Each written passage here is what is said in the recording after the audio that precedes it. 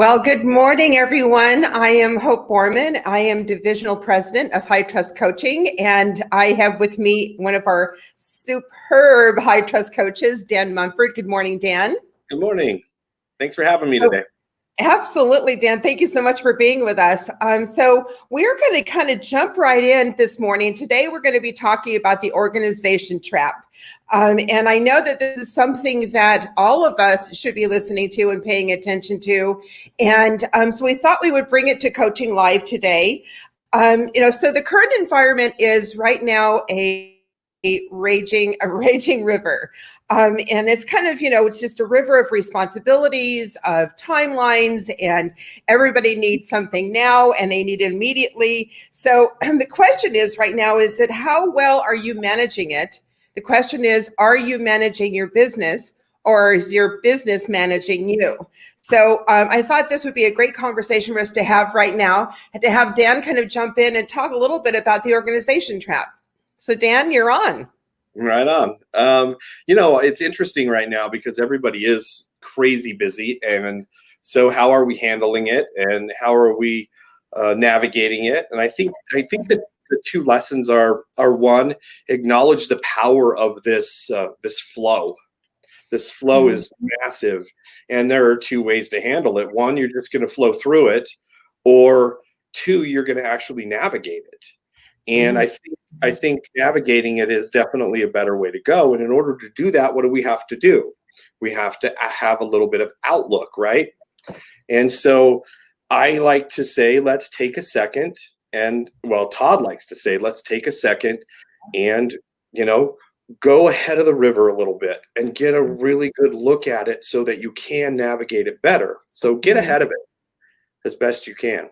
Right. And are we using our time blocks as well? Like we always should be.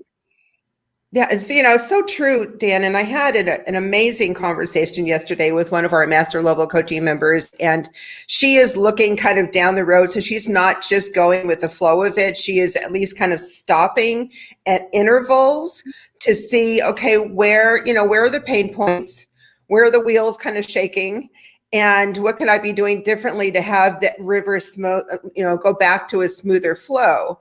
And I just love the conversation because we were talking in terms of, I think that's what happens in coaching is that you're slowing down for 30 minutes to look at your business, right? You're not just in the flow of the river, would you say? Yeah, and what typically happens when we get super busy like this is we all of a sudden start doing things that we normally wouldn't do. Things that we used to delegate and things that, because now it's not happening as fast as we want it to. So all of a sudden we're jumping into the river, shall I say, and getting involved in these rapids that we don't necessarily have a place to be involved in. So as we try to dam the workload, we've got to remember, I think one of the key points that we have to remember is continue to delegate as you have in the past. Yes. Because if you don't, you're going to get sucked in and then what? Yeah. It's kind of crazy. Yeah. It's kind of true. I was rereading Time Traps and the Organization Trap yesterday, and it talks about when there's a river overflow or when it's flowing at this pace, there's like these air pockets that create. So if you get sucked into the air pockets, sometimes it's really hard to come back up for air. And it's kind of what happens in our business, right? If you're not delegating and managing your business, you can get sucked down in the midst of it, and it may be a while before you can come back up for air. Would that be fair, Dan? Absolutely. So absolutely. So what's the solution? And that's a blueprint to a dam, right? Because I loved in the book where Todd talks about what it took to build the Hoover Dam and the massive and millions of pounds of concrete and the millions of pounds of iron and all these things that it took to build this dam. So as we either build a blueprint up front, or we have a harder time building that blueprint or building the dam as we're going through it. Sure. So I love the analogy of prior to the Hoover Dam, that river was so big and flowing. And then after they built it, matter of fact, a couple of my friends floated it last year. And you put in right at the bottom of the Hoover Dam. And it is the smoothest, most calm, most beautiful river is from their point of view. And so that was really cool to hear from my friends that, and then reading the book, I was like, oh, wow, that's really cool, because what a dam does is it calms the river, right? Mm-hmm. And so what are the key things to calming a river? And Todd talks about accumulation, admission, action, and assessment. And those are the things that we need to look at as we build our blueprint, So thank you, Dan. So I just saw that Alec Hansen joined us. So good morning, Mr. Alec. It's always nice to have you join us this morning. Good morning. So Dan, can you unpack that for me a little bit? Unpack those elements, those key elements that you just touched on. Yeah, absolutely. Basically, we've got to get rid of some stuff, right? I mean, in order for us to calm down a little bit, we've got to get rid of some stuff. So as we take an assessment of our business, one of the key things we teach in coaching is create a not to-do list. Yes. And as we're creating a not to-do list, we're creating a list of things that our assistant or our someone other than us is going to take on these tasks. I get asked all the time, this is an interesting question, but I get asked all the time, what does an assistant do? And sure, we have a basic document that says, what does an assistant do? However, I don't like to use it. I like to use the not to-do list because it absolutely personalizes what an assistant actually does for an individual loan officer. Because some of us like to take the full loan application. Yeah, we enjoy it. As loan officers, there are certain things throughout our career that we really, really enjoy. So as taking an assessment of your business, don't let go of the things that you love. Right. Let go of the things that you don't love.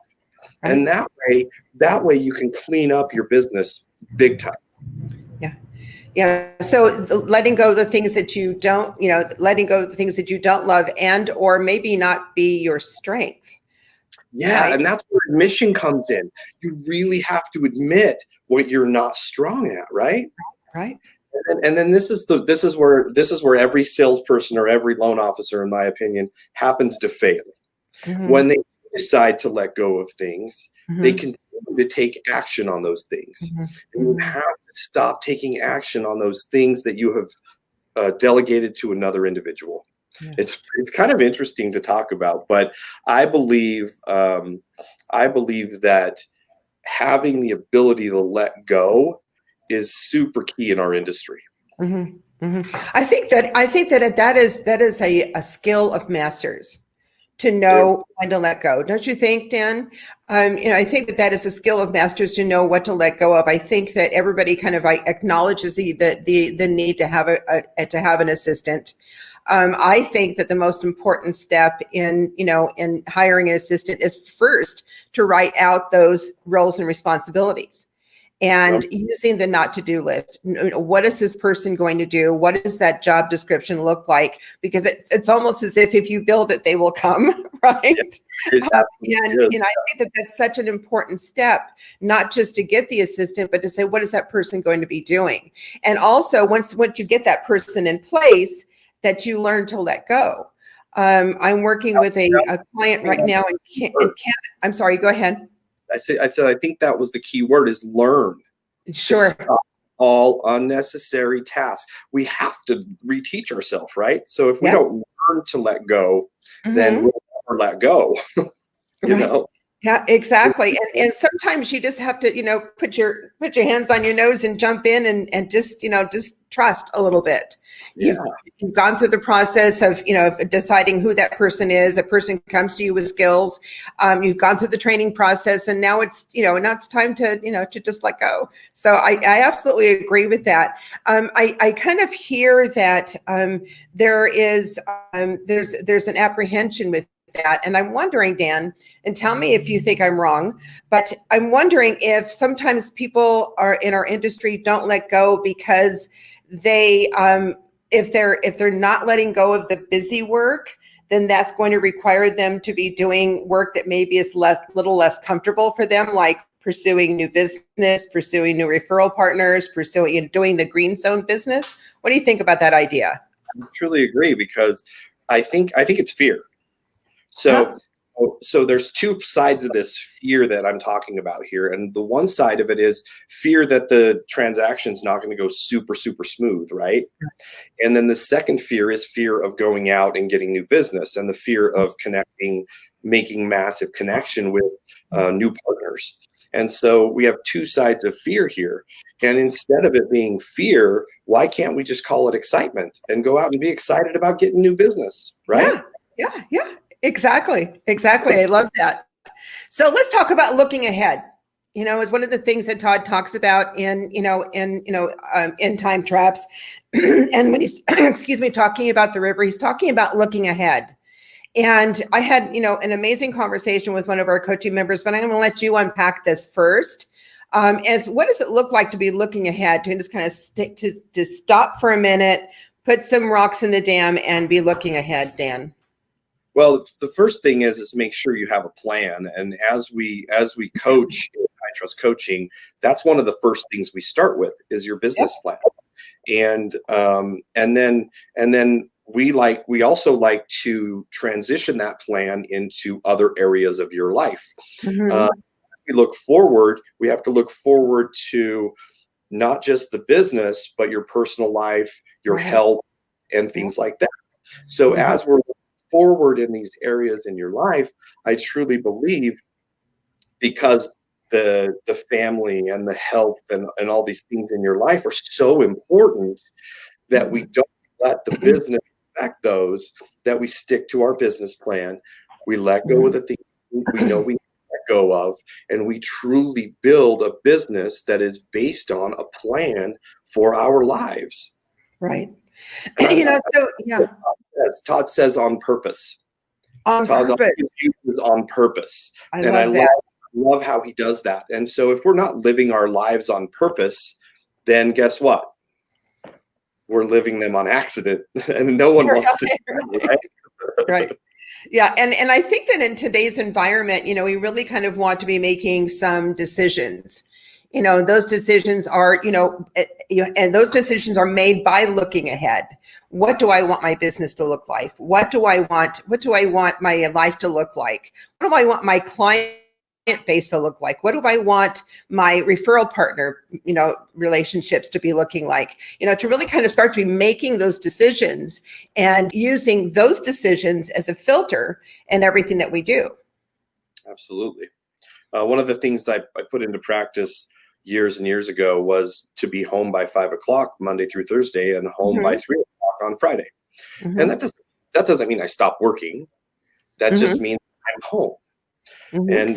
And as I learned throughout my career, working from home obviously is something everybody is doing right now and getting very used to.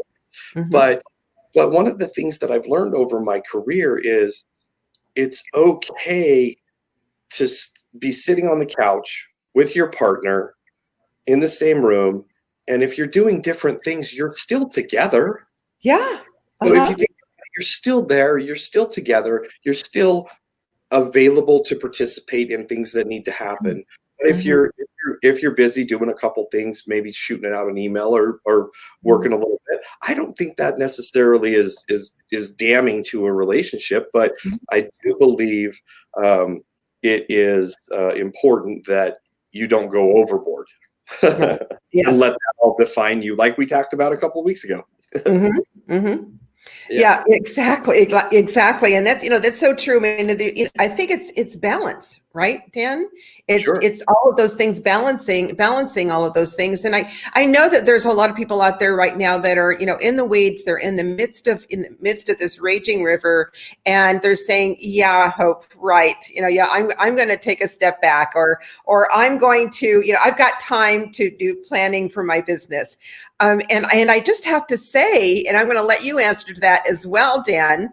But what I just have to say, if you don't do it now, when are you going to do it? Are you going to do it in hindsight? Are you going to look back at your business and say, I wish I coulda, woulda? Yeah, and one of the things when we first become a loan officer, this is all fine, right? Yeah. It's all fine to be super busy and super excited and start going through this river of craziness, because we get a thrill out of it. We get a big thrill out of it. But then all of a sudden it starts to get old. Yeah. And all of a sudden it starts to get taxing on our minds. And I don't know if this has ever happened to you, but it happens to me all the time when we've had a really long day, back-to-back appointments. It's been super. And then I go home and it's 5:15 and I'm sitting on the couch and I'm so worn out that it's not even funny. And I'm thinking, man, all I did was sit in a chair today. But mentally, I'm destroyed. I'm so tired, and so it's not physical taxation, but it does cause physical taxation. You know what I mean? Crazy how that all works. So one of the things when it comes to planning that I think is key is making sure that it's 100% planned. Plan your planning. And how do we plan our planning? Well, here's what I do. At the beginning of every year, I make adjustments to my life plan that are conducive to where I'm at in my life. And so as I go through the year, I can always look back on those pages and see what I was planning and thinking so that I can stay on track. It's really important to plan your plan. That is. It's so important, and it's actually great, and you're actually very, very proud of yourself that you are planning, because sometimes when you're in the midst of things, you're moving so quickly, you're kind of, every now and then, a thought will come across your head saying, what am I doing? Am I planning? What is this going to look like at the end of the year? What is my business plan? And I think it's one of the things we do a lot in coaching is we kind of slow everything down and ask those questions. Great, well done on your production. You hit 5 million, 8 million, 10 million, 20 million, whatever those numbers are. How much of that was purchase business? Yeah. And how much of that was new client business, right? So how much have you grown your database of clients? So I'm actually, something that I've just started doing with some of our coaching members is to start tracking the number of coaching members that we have, and also tracking with our coaching members, what does their database look like? So at the end of 2019, let's say you had 500 people in your database. What is it going to look like at the end of this year? How much have you really truly grown your business, right? Yeah. How much have you actually grown your business and grown your database? Yeah, and I think that's one of the key things I've been focusing on this year is growth in databases with our members. And growth in database is so big because one of the key things in coaching is setting aside that time block to contact your database. Now, with all these loans flying out of the sky, how do you have time to do that? Well, you don't veer from it. That's how you make sure you're not veering from your plan, because even though maybe you're only going to contact 5 of your past clients today, at least you contacted your clients today, So we just can't get off track when we've set that plan. And the other thing people do is they don't set a number and they don't set a completion. So by when is very, very important. I love by when. When more than practically anything. By when is so big in the high trust community that when are you going to contact your people, and how many of them are you going to contact each day? And so setting that plan and sticking to it and making sure you have a number and a finish line is key. Mhm. Yeah, it's very, very true. And I'm kind of excited to see, how much are you leveraging? Because a lot of our coaching members are obviously getting new clients. They're getting referrals because they do such an exceptional job. They do deliver excellent service. So because of that, they are getting referrals. So it'll be fun to see how that database actually grows. And are they making an impact with those no referrals? Are they having a high trust conversation with them? What's important to you about this financing, so that they're not just a vendor that did their financing for them and got them a lower interest rate? Are they truly a new relationship? Yeah, and my most favorite thing in our ecosystem is the high trust interview. I absolutely have had the most amazing conversations and the most amazing feedback from how I do business because of the high trust interview. Mm-hmm. It, when it comes to both new clients, matter of fact, I got a really good review yesterday from one of my guys that we just finished a loan for, Uh-huh. and I was pretty blown away. He said, "Hey, by the way," at the end of the text, it said, "Hey, by the way, I'm asking for a friend. What's your favorite restaurant?" So I was like, "Oh man, you don't have to do that. The biggest compliment is the referral, and he already has given me one." So it Yeah, was really just a cool conversation. that's So beautiful. as we go through this, I think one of the other questions is, what are the things we get rid of? What are some of the things that Yes. we get rid of? So Yeah. um, so I have a few things here, and this is really difficult to do, but if you do it, the time that you're going to create with this is pretty Mm-hmm. insane. Mm-hmm. Can you step away from personal emails? Can you step away from personal texts? Can you step away from personal calls? And can you step away from personal instant messages during the time that you've set aside to work? Mm-hmm. Mm-hmm. And here, the, Woo. here's the cool thing that it creates. Potentially, this frees up 747 and a half hours a year during What? your workday. Isn't Repeat that that. insane? Repeat that. 747 and a half hours a year. Wow. Yeah. So it's the little adjustments, the little tiny letting go. It's not like you're letting go of these major things. Those little adjustments are making such a huge impact. Is that right? Massive, massive impact.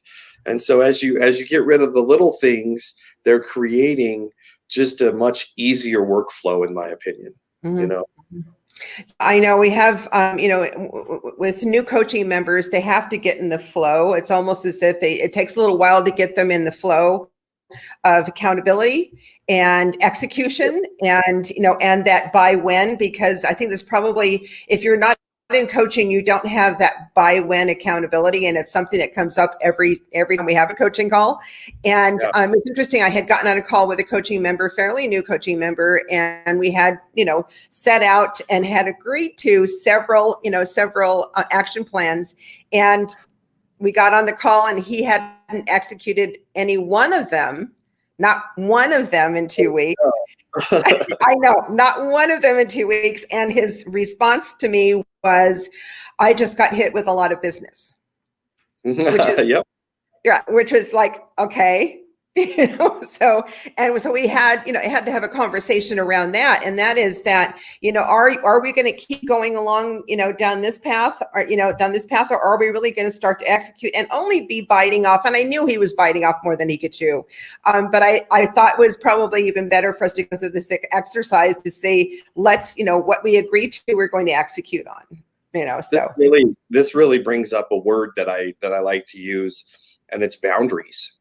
Yes. Um, Ooh. if you're not setting boundaries for your clients, Right. potentially one of your clients or multiple of your clients can run all over you.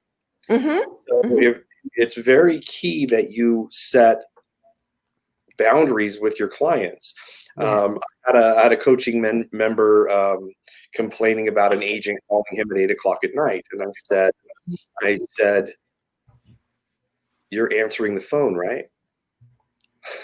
And he said, "Well, yeah." And I said, "Well, then you haven't set the boundary." Yeah. So you need to stop answering the phone or have an honest conversation with your partner. Right.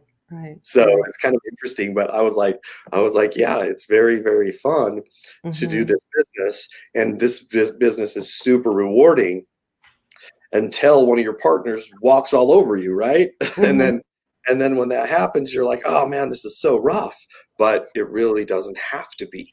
Right. So stop allowing this to happen by setting boundaries with your clients and your partners. So Dan, let's talk about that for a minute. Boundaries. So how does one set about setting a boundary? How does one go about setting a boundary? Let's say with a referral partner or a client. How does someone go about that? Well, the easiest way to set a boundary with a referral partner is basically letting them know that that when you are and aren't going to be available. Okay. And then with clients, I think it's just communication. Hey, you'll get a text. Hey, I need to talk. Can we talk about this real quick? Yeah, I'll call you at 9 a.m. Or yeah, I'll call you. So it's literally just communication. Yes, we can at this time. I'm currently in an appointment. We can do it at this time. It's really just communication. I think boundaries are just communication. Yeah, it's very, very true. And I think that the best time to start that communication is in the client consultation, right? This is how I work.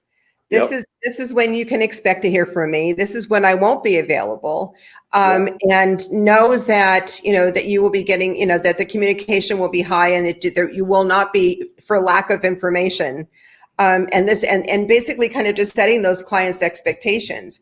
I just kind of still hear today with some of our coaching members that they're falling into that sinkhole because they're not setting boundaries. And then the client, keeps running at them and texting them 65 times a day or something like that. And they haven't set the boundary. I'm saying, and so my question is, how are you going to solve for this? How are you going to solve for this? And how you solve for it is creating the boundary, creating the expectation, and creating the boundary. Am I right? For sure. I think one of the things that's key in setting boundaries is making sure that you, as an individual, are first of all sticking to your plan and making sure you're extra communicative. Here's the big question. How do big producers go on 12 vacations a year? Yeah.